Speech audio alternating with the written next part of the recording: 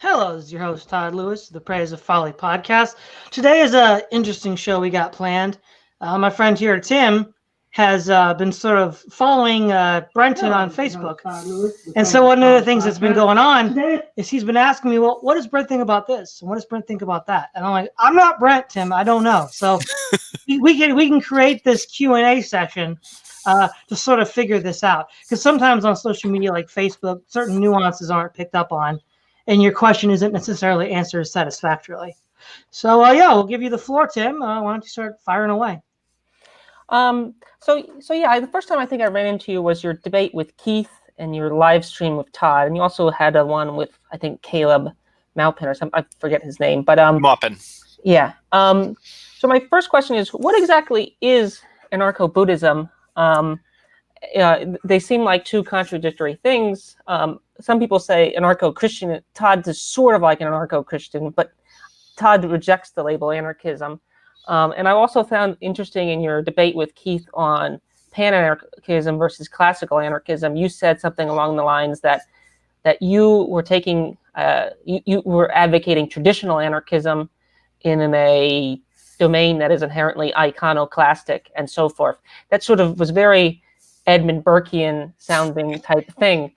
So what exactly does anarcho-Buddhism mean, and how do they fit together? Well, I mean, I should state that I don't really consider myself an anarcho-Buddhist. I'm a Buddhist and an anarchist.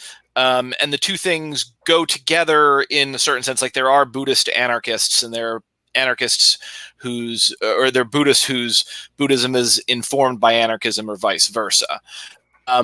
The specific sect of Buddhism that I am is a Nichiren Buddhist, which is a Japanese sect that was begun in the 11th century by Nichiren Daishonin, who was a famous Japanese monk that spoke blasphemy to a lot of rulers and high-ranking clergy, and they tried to execute him twice and failed. So, there is a certain amount of activism and political criticism built into my sect. The guy who actually founded the specific sect that I'm in, Soka Gakkai, he died in a Japanese prison because he refused to acknowledge the Japanese emperor as a living god. Now, how my traditional anarchism because I was an anarchist before I was a Buddhist, the way that I found that the two kind of work together is Buddhism essentially works to dispel illusions, mental illusions, physical illusions, and to really see through to the true nature of reality as much as we can.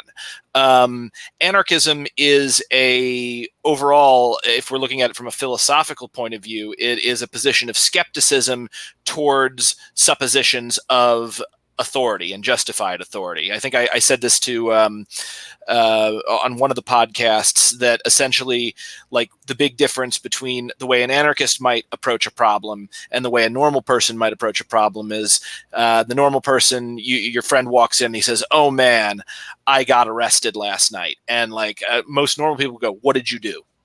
Automatically assuming that the person who got arrested deserved to be arrested and brought that on themselves. Whereas someone more familiar with anarchist philosophy and the critique of power might say, "What happened?" Or depending upon, how jaded they are, they might say, "Okay, what did the cop do?" Okay, to continue on to that question, you talked about illusion. What is the Brent Lengel truth searching function? Do you believe in something like universal accessible truth that's accessible to most people in most time and places? Maybe not like 4-year-old child or people with actual mental disabilities, but for most people speaking a similar language, that there's some kind of universal accessible truth out there? Are you something like a falsificationist?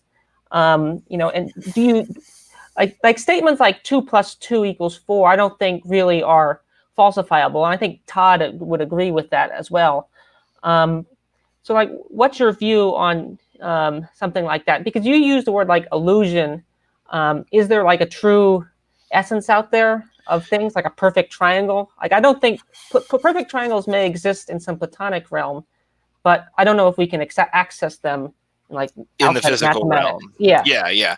In fact, I'm glad that you used that, because a lot of the time I will use the notion of a perfect circle or a perfect triangle, any non-organic shape, to argue against. Usually it's arguments about natural law. I break into that with ANCAPs. But anyway, I think so. The question was like, how do I understand my reality, and do I think that there is a universal truth that we can access?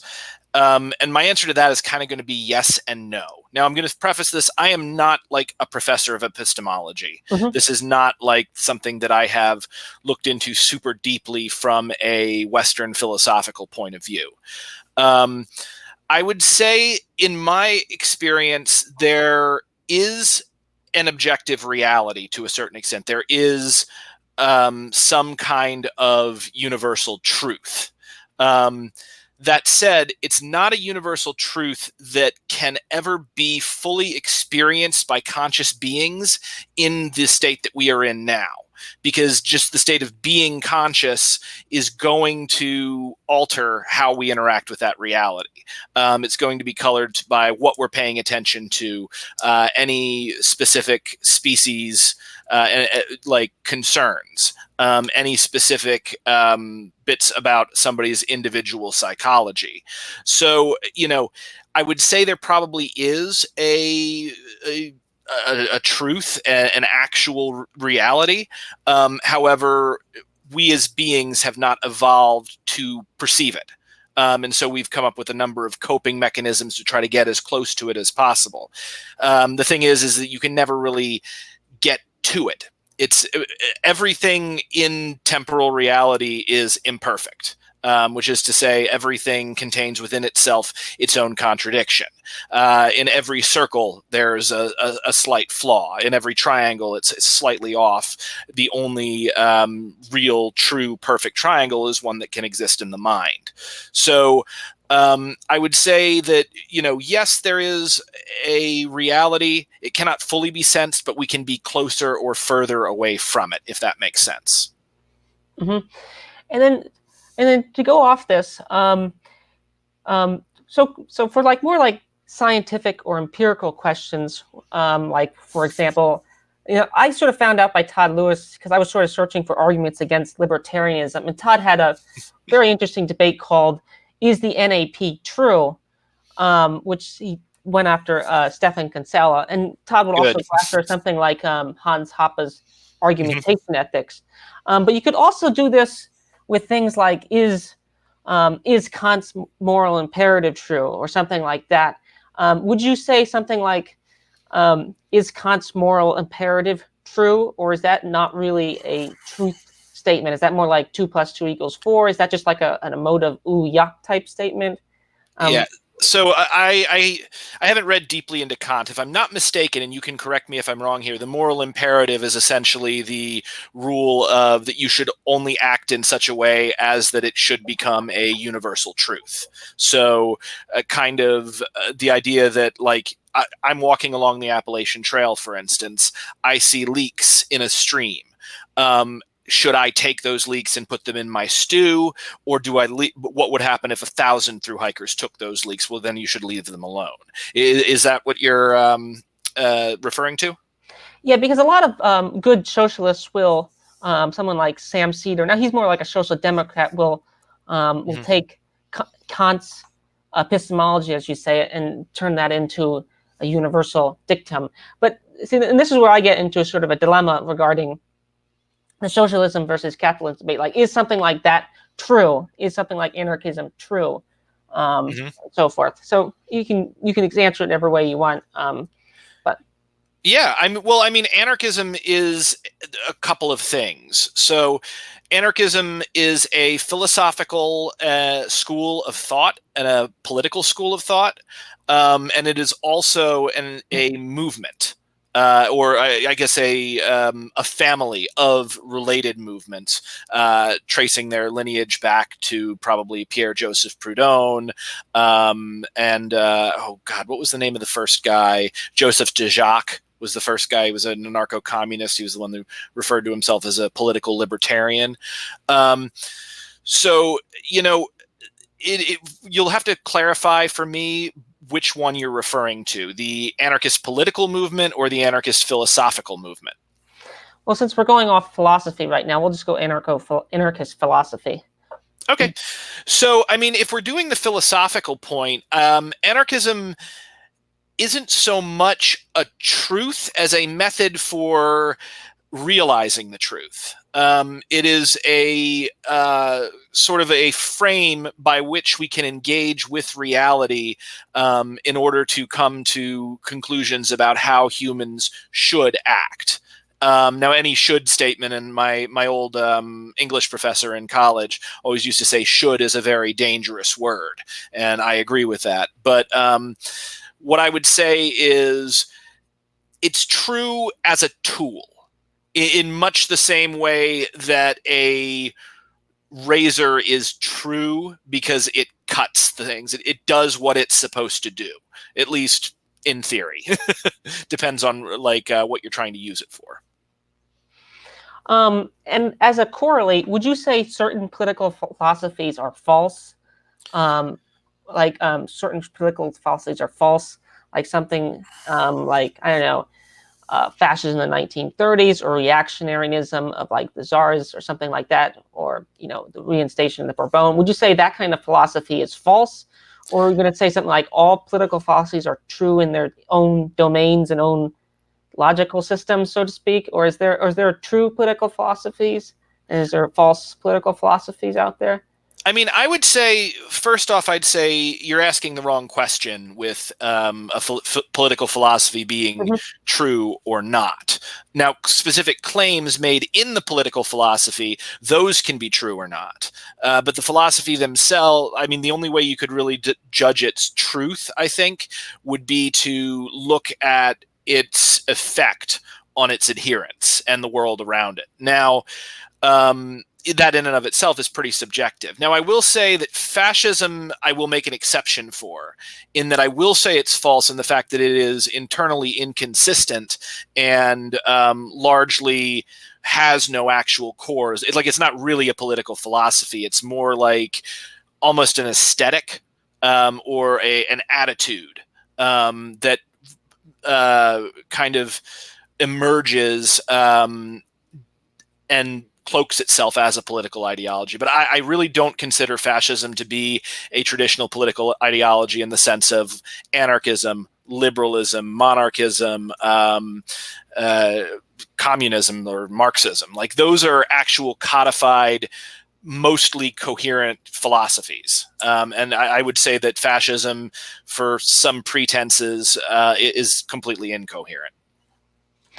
Okay. Well, my next set of questions sort of roughly centers around political action. One of the things you also said in your debate with Keith, which I thought was interesting, Keith was asking, this is in the cross-examination section, Keith asked you, well, you responded to Keith on something, and you said that most political people tend to be somewhat angry, yet you said that everything to a certain extent is political, and that most political people tend to come from a position of non-compassion, and that politics is sort of, now this is me adding into it, politics is kind of dangerous then. And you get this in Inception, where they ask Mr. Cobb, why he keeps putting people inside of his dreams if it's so dangerous. So why do you yourself do politics if so much of political people tend to be, have very little, I mean, political people right and left tend to be somewhat angry, somewhat uncompassionate. I wouldn't say all losers, but in that sense. But why do you do political actions if it's so dangerous, and so forth? Yeah.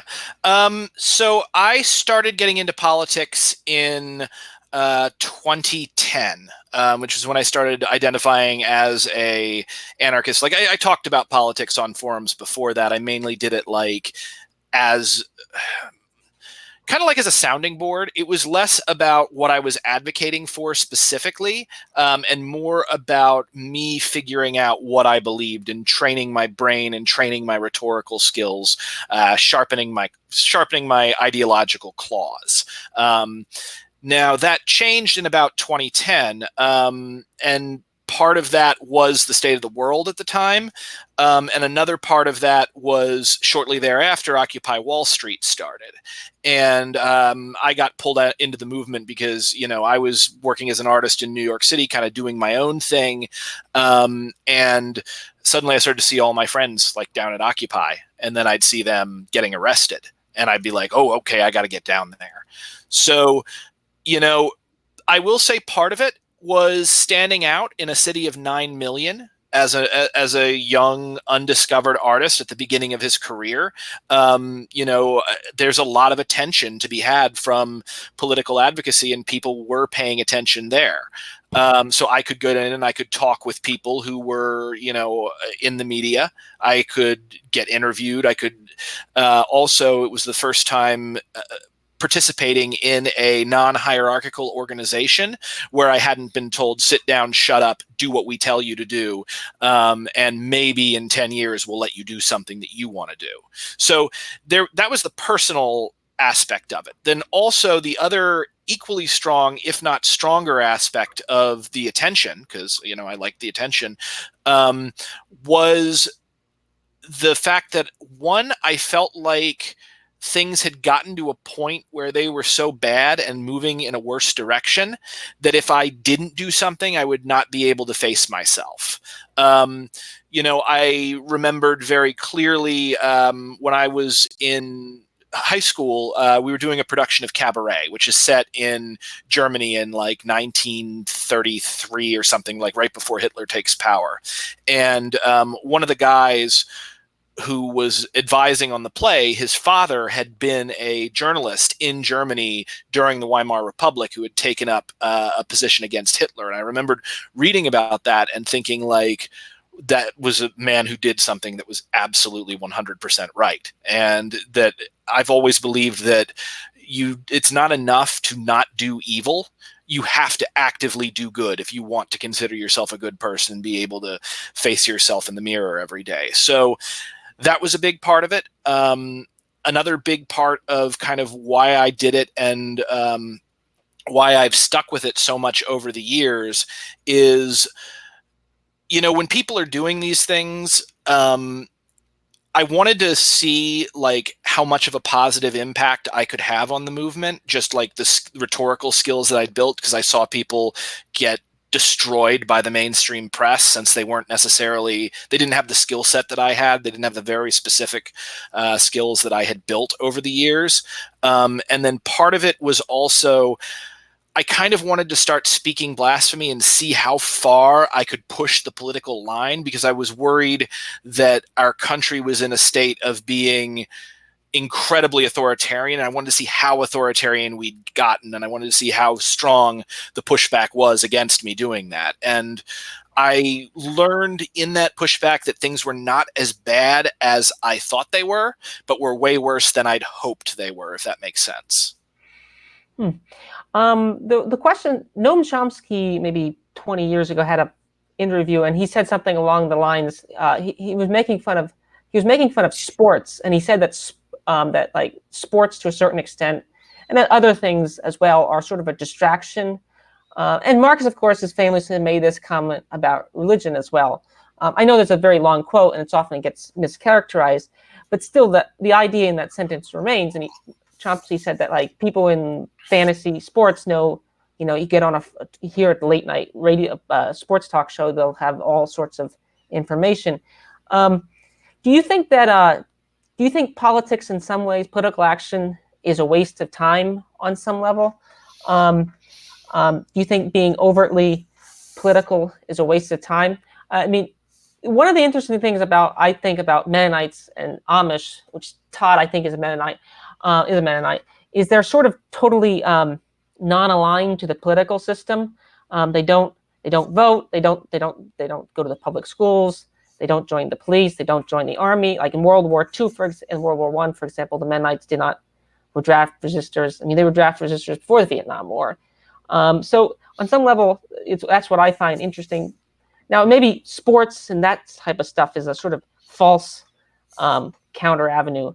But is there something to say of not at all getting involved in like resisting the state or resisting the authoritarian system, or is it merely, in some cases, you can't?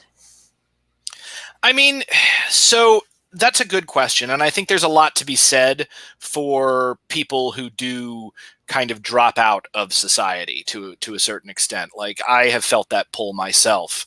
It's great. Are you a Mennonite, Todd? Is that correct? I currently attend a church. Yeah. That's So super cool. enough.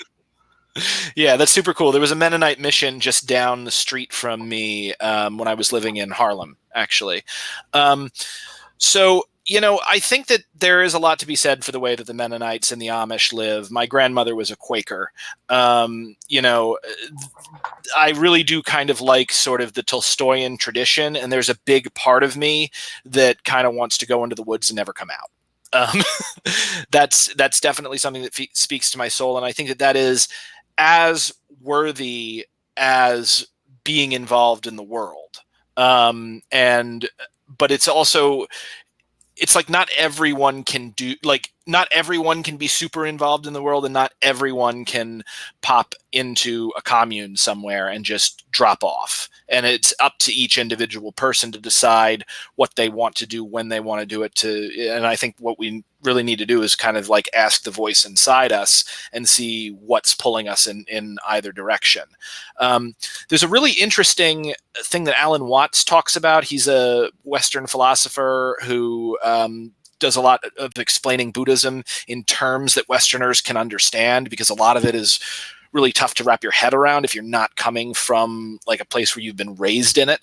And one of the things that he talked about was when he was talking about like the history of Hinduism, he spoke specifically about like different paths in Hindu society that you could take, and also like different times in your life where your caste wouldn't change, but like it would be you would go from like a child to a householder who was expected to involve themselves in the society, to their version of retirement, which was forest dweller. And sometimes that would mean simply withdrawing to where you were retiring, and sometimes it would mean withdrawing completely and going beyond the pale, literally beyond the fortifications around the town, and living in the forest.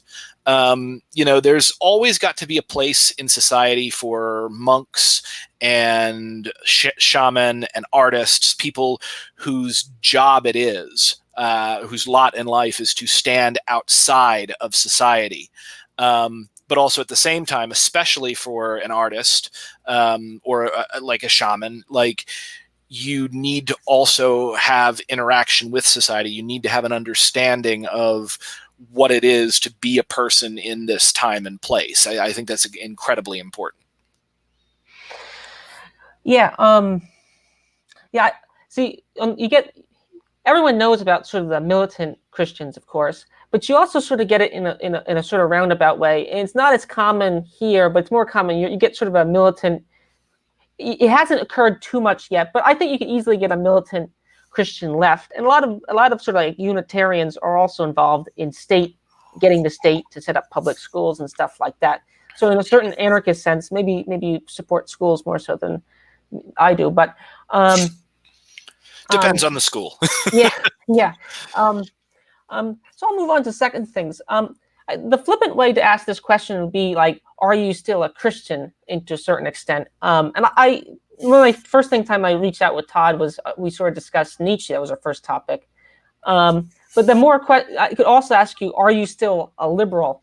Like, where do you get your values from? I tend to agree with the idea that most values, such as at minimum, not kill your neighbor, don't murder everyone for no reason. Maybe not take care of them, but at minimum, not kill everyone is not some sort of universal value. I'm not saying that not loving everyone doesn't occur in time in different places, but I do see this as a largely at first Christian, because you look at like ancient Sparta, for example, you had like a small slave owning class and a huge number of slaves, and the Romans would routinely just do outright plunder. I mean, they burned Carthage to the ground. I always think it's sort of absurd when the people look back at the Romans and call them proto-liberals, or the Greeks as proto-liberals. They're not very proto-liberal. And I sort of start seeing with the emergence, for all the early Christian church, definitely, and it sort of takes back steps with the Catholic Church. But even the Catholics, in theory, oftentimes when they're doing the Crusades, they're in theory doing it in the name of some sort of Christian ideal, whatever perverted way they're doing it. So where do you get your values? Do you think you're still somehow reliant on New Testament Christian and Pauline values? Even if you don't really believe in the God. And if you don't really believe in the God, then what exactly, where do you get your liberalism? Because I think you're still somewhat of a liberal in that regard, correct? I mean, define liberal. Do you mean like liberal in the sense of like John Locke, Democrat, Republican, it's basically all of standard Western political thought for the past like 200 years? Yeah, you could say that. I don't know. It's really funny because in a lot of ways I've moved beyond liberalism, but then also I've noticed, especially from like internet lefties, I get accused of being a liberal every time I'm like, hey, maybe let's not murder all of our political opponents and take their stuff just because. So like, I don't necessarily I don't consider myself a liberal. I consider myself an anarchist in the sense that I advocate for the abolition of the state, private property, and hopefully currency.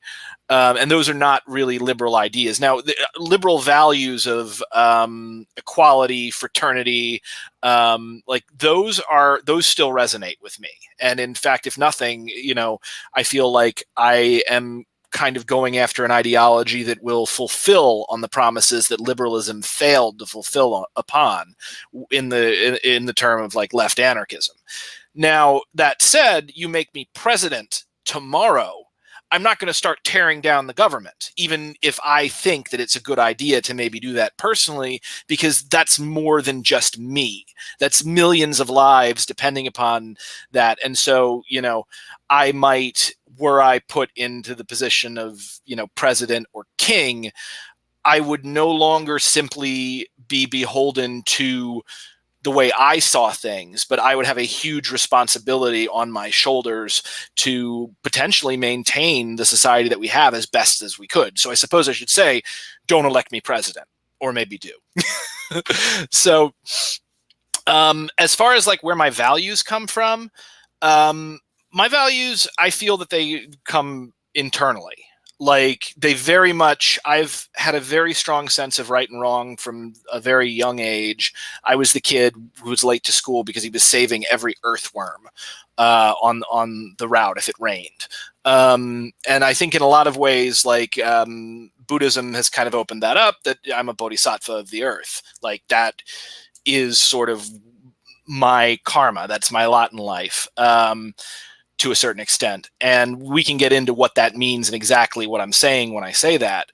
But ultimately, like, I'm probably still influenced by Western liberal values. I probably do have some of that cultural programming still in my head, and and I don't necessarily think that it's particularly wrong all the time. But I also kind of really like to think for myself, if that makes sense. And I have never felt that my values have really come from anywhere. They've always felt as though they've come from me. So would you call yourself a value relativist then? Like that different people have different values, and they're all like equally true. It just depends on your ability to have them. Or, I mean, the idea that everything comes from internal, this seems to get into sort of weird ways. If you sit down, in your case, you sit down with, a young Joseph Goebbels and he says the same thing, that would be very, just listen to your inner voice. I mean, that's, I mean, I'd be surprised if Joseph Goebbels said, listen to your inner voice, but no, if the standard formal political position is to tell people to go listen to their inner voice, which I'm sort of maybe slightly parodying your views to yeah. No, it makes sense. What you're saying is essentially, again, I'm more or less just describing how I relate to my values as opposed to saying how values should be. Now, I would say, with me and the values that I extol, I'd say that's listening to your Buddha nature. That's letting that shine through. That's the natural law of Nam-myoho Renge Kyo. And everyone is pulled in that direction to a certain extent, regardless of what culture they come from. Like if we're talking about objective truth, at least coming from a Buddhist standpoint, that is objective truth. Now, that said, yeah, if you're trying to create a formalized system of belief and to say what everyone should do and where they should come from, that's not necessarily the same question, I suppose. Like, I'm not a moral relativist in the sense that I think whatever anybody happens to think is fine and ethical at whatever point in time. But at the same time, like, I have to judge everybody ethically based upon who I am and where I'm standing. Because if I didn't, there's no point to stand from. You can't actually get an accurate position. Like it without you don't know where you are on the map without a "you are here," if that makes sense. So I tend to think Christian socialism, or something like what the Jesuits constructed, or even something like the Mennonites do, is at least liberation theology. I tend to think Christian socialism, at least, is in theory coherent. At least in theory coherent. I guess I'm just a stickler for the sense that I just if we're just animals in this sort of sense, and G.K. Chesterton has a wonderful passage regarding this. I mean, on some levels, if we're just never higher animals, I'm just doesn't this change? Does this change anything? So I tend to think that, like I said, I don't really see a society outside of Christian society as being very liberal or very anarchistic. Like one of the reasons I think the Stalinist society was so bad was the Eastern Orthodox Church at the time was such a terrible monstrosity. Todd would definitely agree with this. It was not really a Christian church. It was just another arm of the monarch. So Russia was never really a Christian society. So when Stalin acted brutally, it was like the same way the Stalinists, the Spartans acting brutally. Noam Chomsky made the same point. I begrudgingly agree with that in that regard. But then aren't you still in some sense influenced by Christianity? And if you disavow Christianity, like what in the future does this lead to? I don't. That's where my questioning becomes. If you start downloading Christianity, don't we just return to the maybe pre-Enlightenment, but pre-Christian values, which they're not liberal by any means. They're not. I don't think you might get spouts of anarchism, but you also get just spouts of general purges, plundering, and so forth. I'm going to interject real quick. This is the second time you've rephrased the question, Tim. So let me see if I can rephrase it a third time to get to what I think you're getting at. So it seems to me what Tim is saying, you can correct me if I'm wrong, Tim, is that the sort of Christian values of concern for the poor, equity, the idea that the rich and the powerful shouldn't use their wealth and power to oppress everyone, which seems to have been the norm in antiquity. And unfortunately, throughout much of the Middle Ages, even if there was a counterpole to that, if it doesn't originate in Christianity, where does it originate from? And if you reject Christianity, how then would you derive it? Is that what you're asking, Tim? Yes. Okay. Yeah, well, so first off, I would take issue. I don't think those values originate in Christianity. I think Christianity is an expression of those values, and it's probably one of the biggest expressions of those values, at least when Christianity is at its best. But I don't think it's really baked in. I don't think it's anything Christianity can plant a flag on, because you see the same values in Nichiren Daishonen's Buddhism. You see the same values in sects of Taoism. You see the same values in Hinduism, even to a certain extent. So what I would say is that there are essentially two forces in the world, if you really want to call them forces. And you can call this like God and the devil if you want to. Usually the way it's phrased in a Buddhist context is the mystic law and fundamental darkness. Fundamental darkness is the notion that consciousness, the simply being a conscious being, comes with it the idea of ego, the idea that you exist in a vacuum, that you are separate from the other, because you can't have self without other. So fundamental darkness is essentially the tendency that humans have to forget that we are all connected, not just as humans, but we are all connected to everything. It is one continuous thing. It's one giant being, essentially. And some of it is conscious, some of it is not. But ultimately, it's like basically a single soul reincarnating in every possible form over and over again in constant flux. Knowledge of this process is called Nam-myoho Renge Kyo. Specifically, it's the mystic law. It's expressed in the Lotus Sutra, but it's also expressed in a number of other different ways. It's expressed in the sentence, "I am my brother's keeper." So what I would say is I don't think that is unique to Christianity. I think it is something that is common to humanity and to common to all life that comes to understand itself in a way that is greater than its own individual perspective. Now, I can make a case for liberal values or Enlightenment values, or the way in which that it is consistent with that based upon my Buddhism. I can also make a case for that based upon evolution.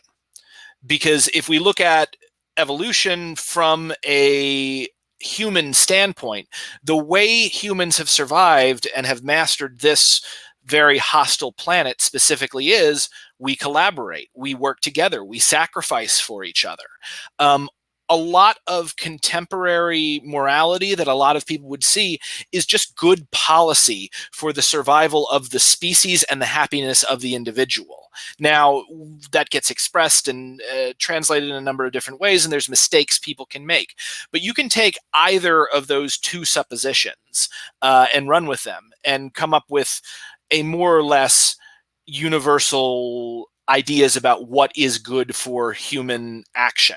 Essentially, for what are good values in a human and what are bad values in a human. I will also say that, like everything in this world that exists, even simply expressing either of those ideas, they are by necessity flawed, because everything is flawed and everything contains within itself its own annihilation. So, you can get close, you can try your best, but you can never quite get there. And that's just part of living in this existence. I have two questions from somebody in the chat named Ziv Fuchs. One question is it important for Brenton that his children share his Buddhist outlook? I've thought of that a couple times. I thought that when my son was still in the womb, I used to chant to him, and I would chant to him when he was crying, and I still will. If he's like really losing it, I will chant Nam-myoho Renge Kyo, Nam-myoho Renge Kyo, and it helps bring him through that. But I think it's a bit of vanity for me to think that my son should be just like me and think just like me. I love the idea that, I'm chanting. I actually have this image in my head. Don't tell my son, or if he sees this, that like I'm chanting to my Gohonzon and he just comes up and just sits down next to me and listens. I think that would be wonderful, be a great moment between the two of us. But my son has his own mind. He's got his own soul and his own heart, and he's going to go out and experience life the way that he's going to go out and experience life in a way that is right for him. Do I hope that he has the same values that I have? Absolutely, because I think my values are important. I hope that he has the desire to do good like I do. I hope that he has the pull to justice. I hope that he is rigorous with himself and his beliefs and constantly re-examining himself.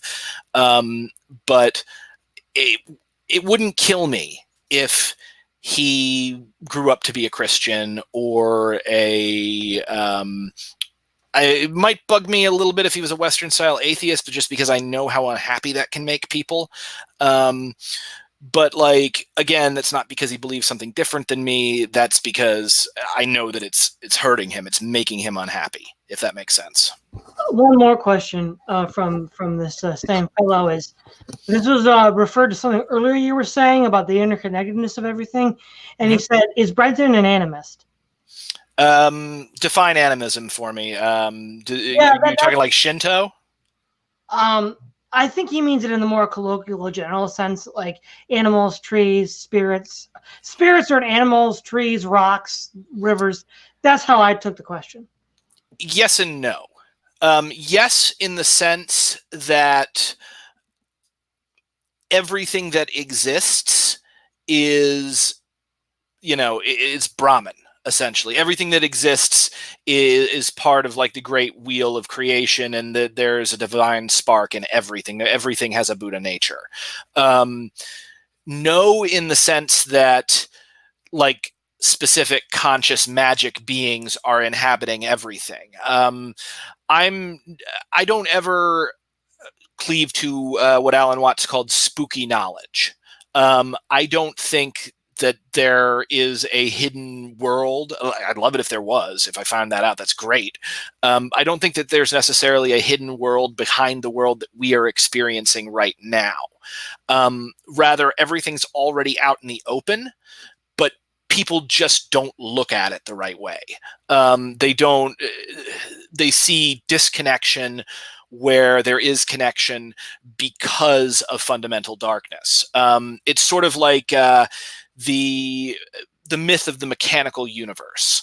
And you'll see this a lot in like Western style atheists. You'll see it in materialism. You'll see somebody say like, oh, you're just a bunch of stuff. And there's always a way that you can talk about something to make it sound awful. Like, oh, dancing is just a bunch of idiots in a room moving around, don't know what they're doing. Great music is just a bunch of morons sitting there going out of their thing for a bunch of complicated sounds. Or you can understand it in the way that somebody understands a symphony, in the way that somebody understands a great dance. It's like saying, oh, consciousness is just a more complicated form of matter. Sounds like crap. And like you'll see like Sam Harris make this argument, and therefore it's okay if we blow up all the Muslims in the world or whatever. But again, just take that exact same statement and do it backwards. It's not that if we are just complicated matter, if consciousness is just complicated matter, well, guess what? That means matter is just uncomplicated consciousness. It means to a certain extent, like rocks are conscious.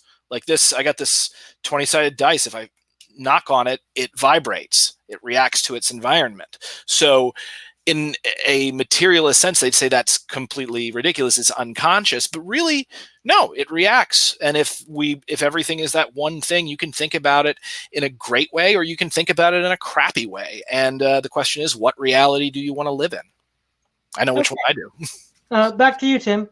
Then ask the question. I never read the book, but in the Zizek Peterson debate, which is sort of neat, but Zizek brought up the book Buddha at War. I don't know if you've ever heard of that, but I don't know if he's correctly summarizing the viewpoints in the book, or charitably summarizing the viewpoints in the book when Zizek brought it up. But he said that Buddhism, or maybe Shinto, I forget what exactly. But he said that you put the knife into the guy, you're not really killing him, and so forth. What do you make of Zizek's comments on Buddhism in his debate with Jordan Peterson there? I think he's trying to be an edgelord, to tell you the truth. Zizek, I've heard his comments on Buddhism, and it's like when he's talked about Buddhism, he's like, Buddhism would be great if it just removed compassion. And I'm just like, oh my God, Zizek. Like, I get that like really works with like 13-year-olds on the internet who are super angry, but that you're undoing everything. Yeah, in the sense of, when you kill a person, you're not really killing them, in the sense that death itself it's not real. It's not an end. It's just like the crest and the trough of a wave. And so, yeah, you can totally like kill a person and you haven't really killed that person. They're just going to be reborn. True. But if you destroy a life in a violent manner, you are essentially impacting a karmic scar on the world. You are attacking yourself.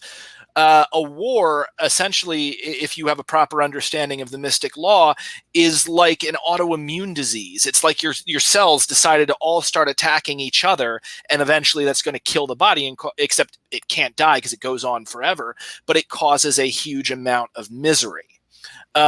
Which is not to say that, Buddhism has never been understood as a total pacifistic religion, because like you need to sometimes take action to protect people. But at the same time, like the idea to take Buddhism and to use it as an excuse to act out the worst and most destructive aspects of humanity, that's not Buddhism. That's the devil king of the sixth heaven playing at Buddhism. That's sort of the Buddhist devil, Mara. It is like a psychological tendency within us, again, to forget that we're all connected. And so he grabs onto this and says, oh, we're all connected. Great. So I can kill this person. No. But, it's like the mental gymnastics. And, that's very much the devil king of the sixth heaven, if that makes any sense. You guys can look him up online. Well, the papacy has done a similar version of this. The Catholic Church has done a similar version of this too. They'll just kill them first, let God sort out that later. So there's a certain, it's not unique to that.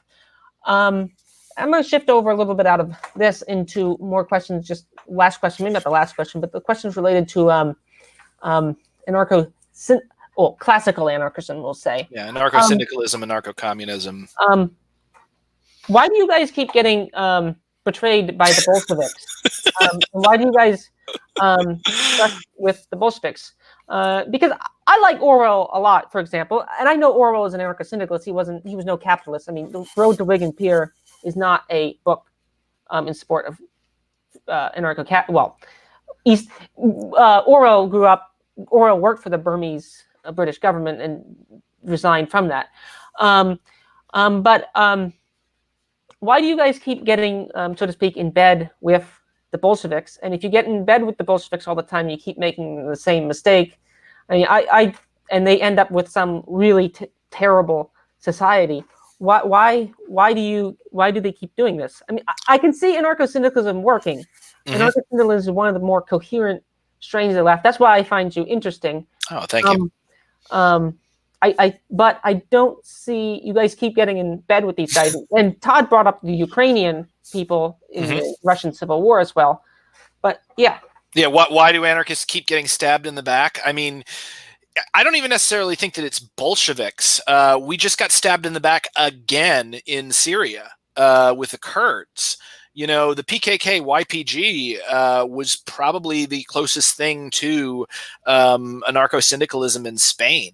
They were slightly different because the ideology was taken from Maury Bookchin, who was an anarcho-communist and then created his libertarian municipalism. So it was simultaneously both a more and less radical version of it. But I mean, the PKK YPG was some of the best fighters against ISIS. Period. They're one of the major reasons why the Kurds didn't fall and why ISIS was almost completely defeated. And they entered into an alliance with the United States, and it worked for a little while. And then the United States stabbed them in the back at the very first opportunity. Anarchists get into alliances because we have strong hearts and very little else. We tend anarchism very much is an ideology that came out of the peasant class. There were a lot of anarchist thinkers. Kropotkin was a prince, but it's an ideology for those from below. And it's an attempt to organize in such a way that we can defeat the powerful. And we do a really good job of it. But at the same time, the big problem is the powerful are powerful. They have everything. They've got all the legitimacy. They've got all the money. They've got all the weapons. And so sometimes we find ourselves in a position where we need the resources of the powerful. But to do that, that means aligning yourself with the powerful. And that either means making concessions, or it means, getting stabbed in the back. I can see why the anarchists originally thought that it might be a good idea to align with the Bolsheviks, because communism, like Marxist communism and anarchism, very much have a very similar ideal goal, and they really disagree on how it goes. But so we're cousins in a way, but we're very, very different people. Whereas like Orwell talked about, the anarchists, emphasis is always on freedom and autonomy, and the Bolsheviks is always on centralism and efficiency. So it's different personality types. And what tends to happen is that the Bolsheviks, they have that Machiavellian aspect.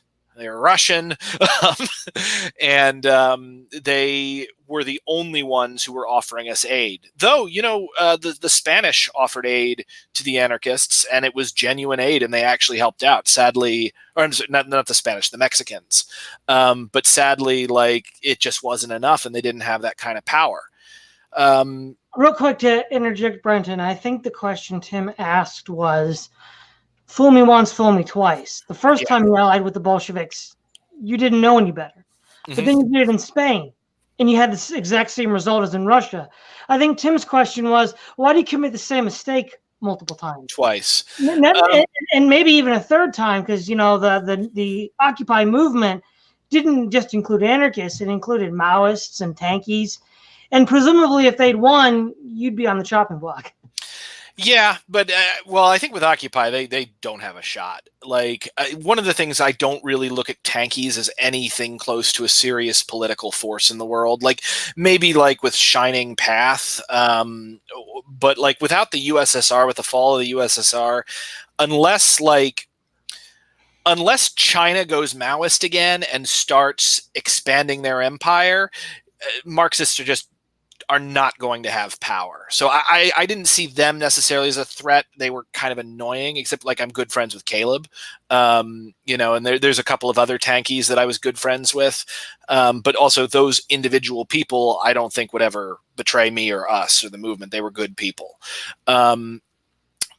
So the first time, didn't know any better. Second time, really had no choice. If the Western liberal powers had backed the anarchists, they would not have allied with Stalin. Nobody, Stalin was the only person offering any aid to not just the anarchists, but also the liberal government of Spain. The Americans stayed out of it, except Exxon. They allowed the Exxon Corporation to essentially create the world's first credit card for Franco. Without Exxon's oil, Franco never would have been successful. Franco, meanwhile, had the support of the German Condor Legion. He had the support of Mussolini. And so, you've got anarchists who are fighting very well and defeating professional armies, but at the end of the day, they have no air force. They have no cannons, no anti-aircraft guns, no tanks. You go to war with the army you have, not the army you want. And I think one of the major mistakes that happened in the world was that the Western powers did not back the anarchists. I understand why they didn't, but with the benefit of hindsight, if I could have made that call, I would have done something very different in that situation. One more question from the audience before we wrap this up. A guy named Yahoo Bathwater asked the question, who do you think went wrong worse, Stalin or Mao? Who do you think committed the bigger mistake in their deviation from socialism? That's a good question. I gotta say, I think I'm going to say Stalin, probably worse than Mao. Well, oh God, that's really hard. Cause like Mao basically took a generation of people who, like, you got to understand like how authoritarian the Chinese were and how Chinese culture was like around the worship of the father figure. And Mao basically took a generation of disaffected Chinese youth and said, it's okay to kill your father. And like just that rage and outpouring, like, holy crap, that is terrifying. At the same time, I mean, Stalin, I'm going to give Stalin points for defeating Hitler, and for perhaps when he was maybe put forward as a more demonic figure than he actually was by the Russian ruling class, because they wanted to blame everything on him and not like absorb it themselves. That said, like if I got to hang out with somebody, I think I'd rather hang out with Mao than Stalin, if that makes sense. Okay. We're pretty much out of time, though. I can give you one more question, Tim, but then we need to wrap it up. Okay, this will be the last one. You brought this up again in the debate with Keith. The American Revolution itself. What is left anarchist relationship to the American Revolution? There seems to be two general camps within the American Revolution. There's the Virginia slave holding aristocracy part, and there's also the more radicals, like, and there's people that sort of float perfectly in between, like Jefferson, simultaneously a Jacobin who writes about the French Revolution and owns slaves. But you also get people like Ethan Allen, whose Vermont at this point is the closest thing historically to like a People's Republic. And Keith writes about this, that has existed in North America in a while. It's actually one of the starts of the American Revolution. And you get people like Thomas Paine, who's English radical as well. So what's the relationship between left anarchists and the American Revolution? I mean, I think the problem with the American Revolution is that it's been mythologized so heavily. And in a lot of ways, the right has put a lot of claim on the American Revolution. And I will, like, if you're arguing with me on Facebook, I'll be like, no, our country was built by nitwits with wooden teeth and sticking leeches on themselves every time they got a cold. But that's also me being a bit flippant and kind of dragging people's idols through the mud specifically to try to get them to think. I would say, again, I feel like anarchism is it's a very Western ideology, if that makes sense. Like there's other anarchists. There were Indian anarchists and Buddhist anarchists and anarchists all over the world. But I really think that in a lot of ways, classical anarchism is this disaffected demand that liberalism fulfill on its promises of equality, liberty, and fraternity. I wrote a screenplay about the life of Buenaventura Durruti, who's basically the anarchist Che Guevara. And at the end of the screenplay, he's dead. And he's talking to his old like blacksmith mentor, which is highly implied that he's speaking to God. And he's like, you can ask me a question now. And Durruti just kind of sits there and he thinks for a second. And he says, was I a good man? And Melchior said, most people, when faced with such evil and inhumanity, would give up on the world. But what's interesting about you is you saw that darkness and you chose to believe in the fundamental goodness of humanity that you killed for it. So were you a good man, Durruti? You were an anarchist. And I guess I'm just going to leave it at that. Okay. Well, to wrap it up, we'll give you your final statement, Brenton. So go ahead. Yeah. Okay. So I have been doing kind of a publicity blitz. I have a comic book coming out on the 30th. It should be in your local comic shop. It's called Snow White Zombie Apocalypse. It's super fun. It looks great. Review just dropped that was just absolutely glowing for it. It's coming out on the 30th of this month. Look for it, buy it, published by Scout Comics. And you can find me on Twitter at Brenton Lengel, my website, www.brentonlengel.com. Okay, Tim, final thoughts? I'm good. All right. Well, Tim, Brenton, thanks for coming on. This was a bit of a different fare than usual. This is Todd Lewis of the Praise of Folly podcast, signing off.